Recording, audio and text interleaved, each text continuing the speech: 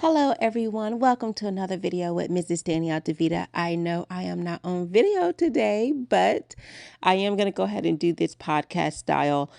So I want to go ahead and talk about how to find the right partner. And I've done similar videos to this. One was called the ABCs of vetting, which I'm actually going to reiterate because I don't think I can stress it enough. The best way to find a partner for you is to vet.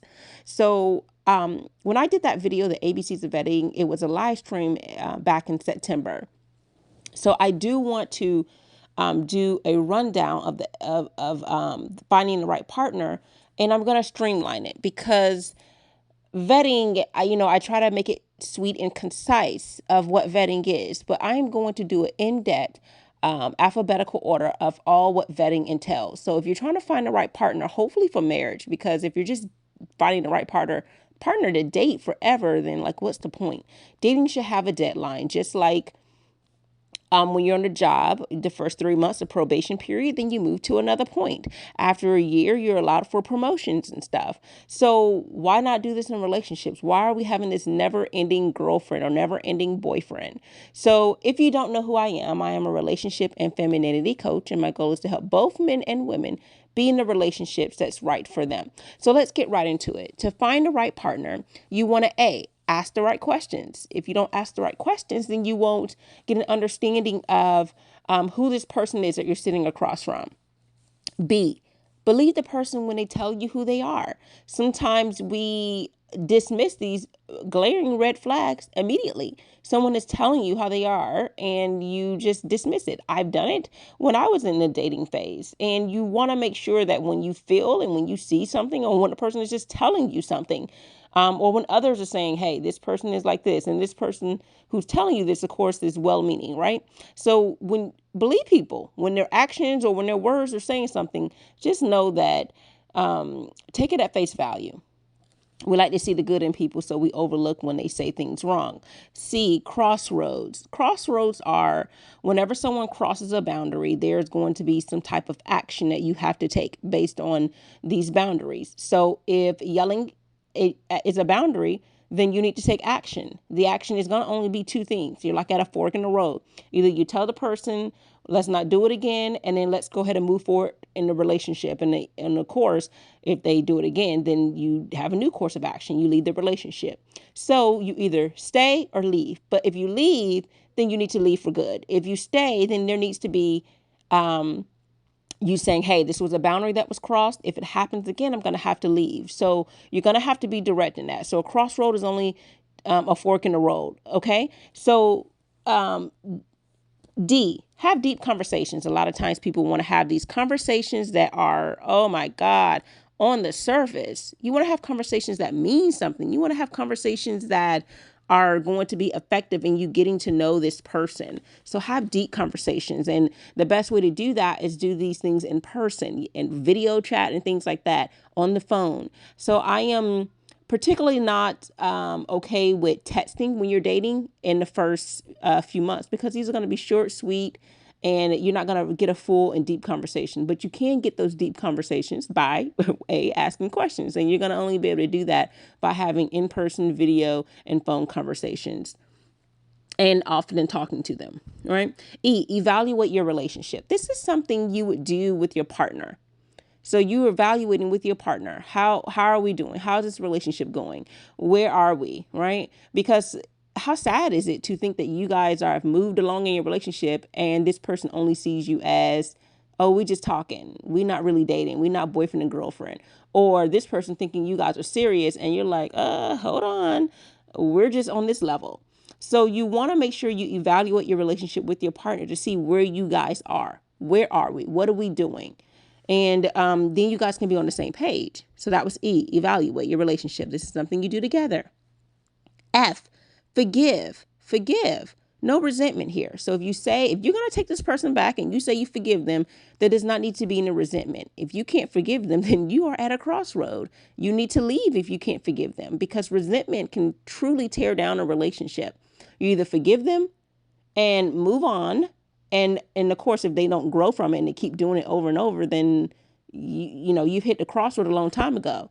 Because when someone crossed a boundary, you let them know you've crossed a boundary. And if they do it again, your next course of action after they did it again, after you made known that they crossed the boundary, then you really should leave. You really should. If you're married, you may want to get counseling and let them know this is the last step before I'm leaving because I'm trying to fight for us. All right. So forgive, no resentment. All right. So G, you are, games are for kids. So you're not playing games. All right. If you're an adult, you should not be playing games. If you watch that movie, two can play that game. You should have realized, just like Vivica said, she played all these games and she almost lost her man. So games are for kids. They're not for adults. Don't play them. All this tit for tat, being petty. They do this, so then you do that to teach them a lesson and blah, blah, blah. No games. And this is men and women. Heart.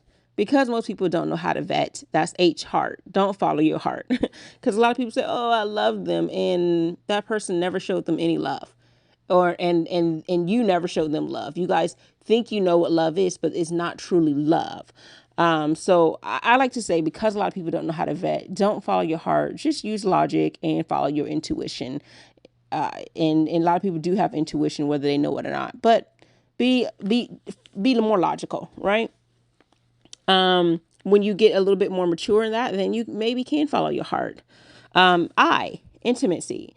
A lot of people go straight towards bedroom intimacy, but you should look to see if this person is providing you mental and emotional intimacy.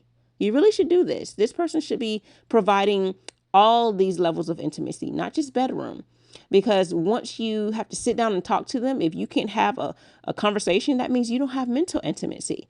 If this person is not making you feel secure and loved, then you're lacking on the emotional intimacy. So everything should not just be straight to the bedroom. You should make sure this person is providing. This is for men and women, providing that mental and emotional intimacy. And for women, if you want bedroom, if that's what you want, emotional and mental is what more so emotional is what you have to give her. You have to have, a woman needs to be emotionally secure and she'll give you all of her. All right. J is joint. So ask this person, like, what are we having joint roles? What is my role in this relationship? If we were to be married, do we have joint accounts? Ask how this person feels. This is another way to see how they feel about marriage, how they feel about doing things together. Like, do they feel like you guys are one, or are you guys separate? So that's a good way to find out these things. K, know your value. If you don't know your value, someone's going to devalue you. They may see your value and then purposely devalue because they see your value. Or if they feel that you don't know your value, they're just not going to give all of themselves to you. They're only going to give pieces to you because they feel like you're not worth it because you don't think you're worth it. So you need to know your value. L, listen. People like to talk. Be quiet and listen sometimes. You'll learn a lot more by doing that. M, none of these mental games. A lot of times we do these mental games in our head, either with ourselves or play these mental games with others. Oh, I'm going to, I don't want to feel like I'm too thirsty, so I'm going to wait a few days to call them. Or, I don't want them to think that I'm not going to tell them I love them because I don't want to be the one to say it first.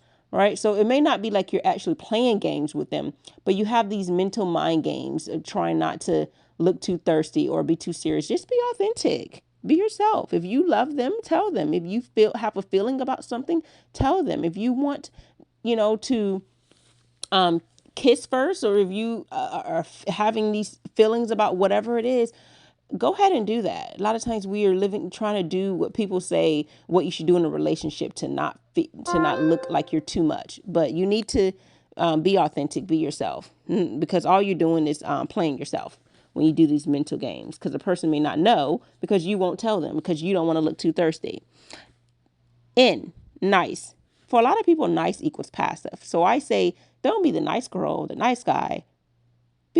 Just be a good person, but you can still be confident and direct and get your point across. You don't have to be the whole nice passive. Oh, I was being nice, so I didn't say how I felt. I wasn't, if you're a man, oh, I wasn't leading because I didn't want to come across to this, to that. No. Again, a lot of people think nice is passive. So I say just be a good person, but still be confident and direct in what you want out of the relationship. Oh, opposite gender friendships. A lot of people don't think it, but like, let's start with women. Sometimes you're with this guy and we're talking about a heterosexual guy. He's your friend. You don't know, he may like you, and that can, you having these friends, they tell you things because they like you, and it's really hurting your relationship because they want to be the one in the relationship with you, right? And same thing for women. This other woman, if you're a guy, this other woman who is so-called your friend, she likes you. So she may be feeding you information. Oh yeah, she's not doing you right. Oh yeah, she's doing this. Because sometimes we go to our friends and they can sabotage your relationship because they have feelings for you.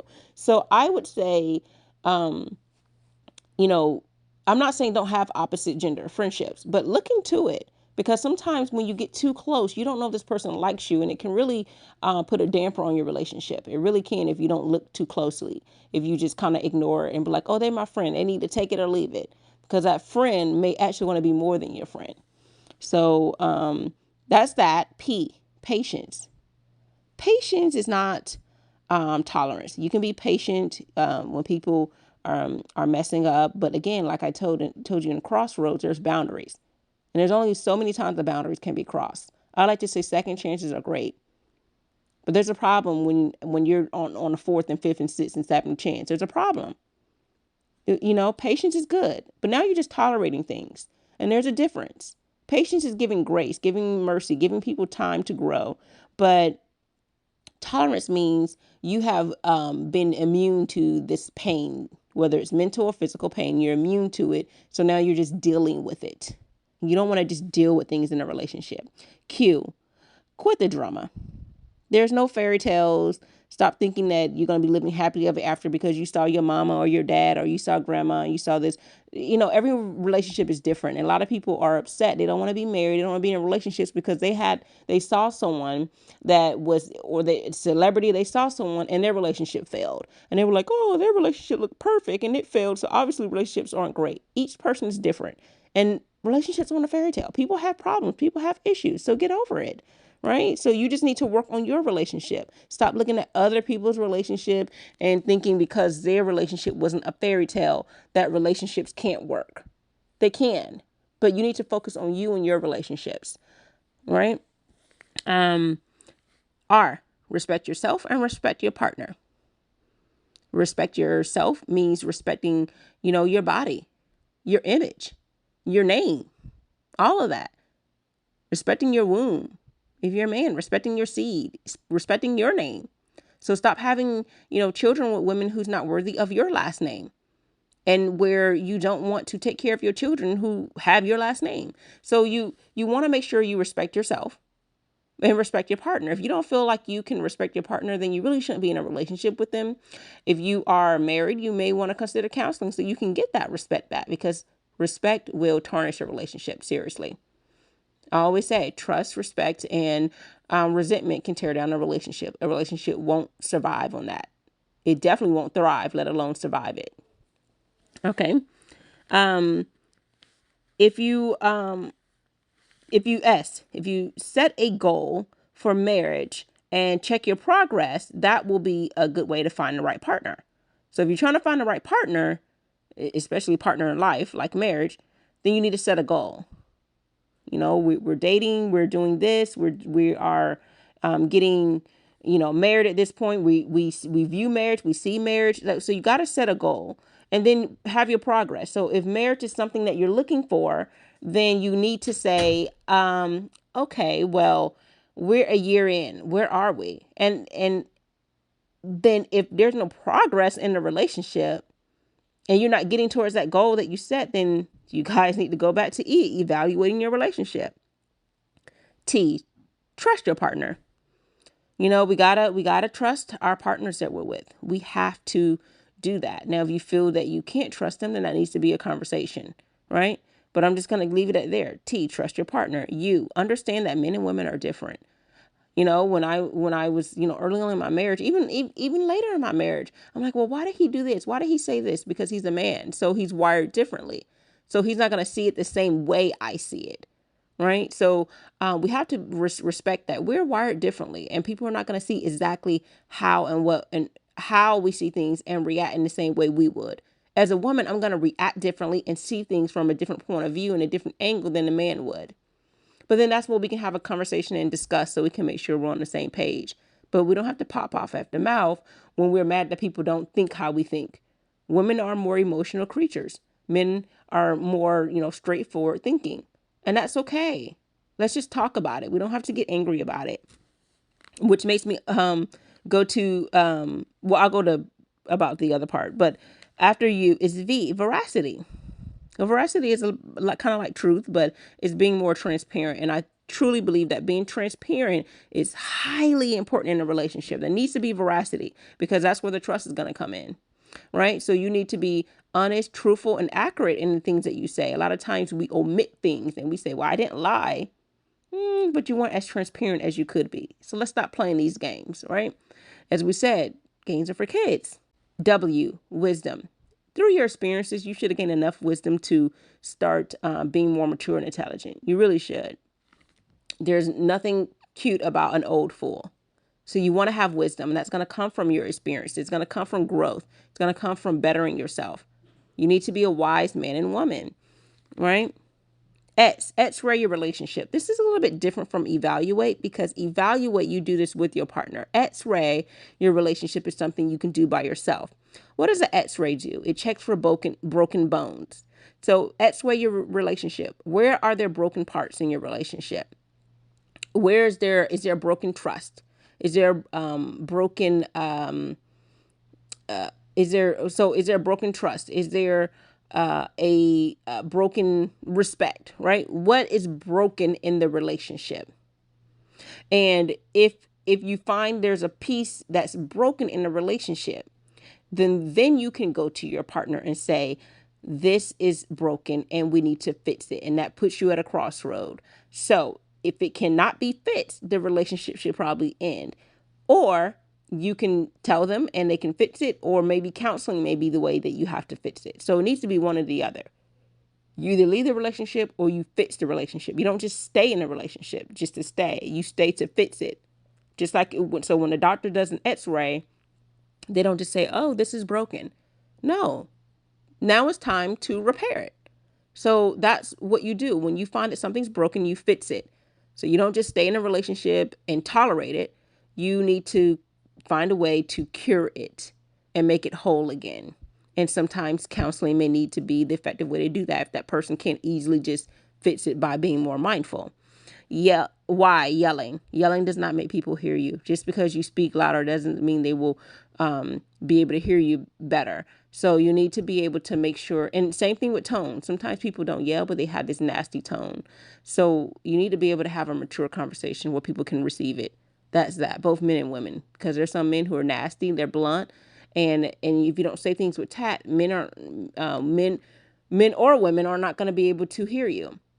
So a lot of men don't say things with tact, and they think the woman should receive it. No, women not going to receive that. And if you're yelling, if you're a woman and being mean and yelling at a man, he's not going to receive that. So I truly think that things should be said with more love and tact. Because remember, this is a partner that you say you want to be with. Can you say things with love to this person? Because if you feel that you don't think you have to, or you need to, or you even want to say something with love, then you probably need to leave the relationship. Because how are you going to have a long time relationship with someone that you can't even talk to them with respect? So again, why? Yelling doesn't make them hear you more. And last, zeal. Have zeal in a relationship. That means you may need to have date nights. That means you may need to have, things that's going to rejuvenate the relationship. The relationship should not be dull. I've been married for 13 years and there's nothing dull about my relationship. Nothing about it. And we have 3 kids. We still get to do our vacations. We still get to have our fun and our date nights. And the date night is not the same old, same old. It's fun. It's energetic. And that's because we keep the passion alive. We keep the love alive. We have a lot of zeal. We want to. Zeal is that passion. And the passion to want to look our best and be our best. And that's something that you're going to have to work on yourself. First, you have to start with being happy with yourself. And then it makes it easier to do that with your partner. So if you want to find the right partner, it's going to start with, the only way you can do that is starting with the letter A, ask the right questions, and then B, believe when they tell you, and then Crossroads and so forth. So listen to this more than once if you need to. So thank you again for tuning in to Mrs. Danielle DeVita. Take care.